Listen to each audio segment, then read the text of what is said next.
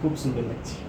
কি এমন হলো যার কারণে হঠাৎ করে আমার সঙ্গে এরকম করতে হলো, তোমাদের নিশ্চয়ই মনে হবে। মনে হওয়াটাই স্বাভাবিক। আসল ব্যাপারটা হচ্ছে ওর আর আমার এক জায়গায় না আজকে নিমন্ত্রণও ছিল, যে কারণে আজকে বিকেলবেলা আমাদের বাড়িতে আসতে হয়েছে। তাই আমাকে ফোন করেছিল যে আমাকে একটু তাড়াতাড়ি রেডি হওয়ার জন্য। জানোই তো মেয়েরা কত লেট করে রেডি হতে গিয়ে, তাও আমি এতটাই লেট করে ফেলেছি যে আমার যেতে যেতে প্রায় 8টা বেজে গেছে ঘড়িতে। প্রথমে যে কালো জামাটা পরেছিলাম ভেবেছিলাম এই জামাটা পরেই যাব, কিন্তু বাইরে এত গরম এই ভাবলাম কালোটা না পরে যাওয়াটাই উচিত। সেই কারণে আবার ড্রেসটা চেঞ্জ করে ওর মনের মতন একটা ব্লু কালারের ড্রেস পরলাম, কারণ ওর নাকি এই কালারটা আমাকে পরলে ভীষণ ভালো লাগে। আমি না আজ পর্যন্ত ওর মুখ থেকে কোনোদিনও শুনতেই পারিনি যে আমাকে কোনো সাজে খারাপ লাগছে। ওর অল টাইম আমাকে প্রত্যেকটা সাজে খুব সুন্দর লাগে। দুজনে একদম রেডি হয়ে বেরিয়ে পড়েছিলাম গিফট কেনার জন্য। আর বাইরে এতটা গরম যে আমার খুব আইসক্রিম খেতে ইচ্ছে করছিল। এই খুঁজে খুঁজে অনেকটা দূরে আসতে হয়েছিল শুধুমাত্র এই অরুণ আইসক্রিমটা খাওয়ার জন্য, কিন্তু আনফর্চুনেটলি অরুণ আইসক্রিমটা এখানেও পাওয়া যাচ্ছে না। আমাদের সারা পান্ডুয়াতে খুঁজেও না অরুণ আইসক্রিম আমি পাইনি। তাই বাধ্য হয়ে একেবারে না আনার থেকে তাই আমাকে অরিও একটা কোন আইসক্রিম এনে দিল। আর বিশ্বাস করে এতটা সুন্দর খেতে যে আমার খুব ভালো লেগেছে। এটা ফার্স্ট টাইম ট্রাই করেছিলাম। বাড়ি ফেরার পথে আমরা কিছু নিয়ে এসেছিলাম বাড়ির জন্য ফুচকা, আর আমরা যেখানে যাব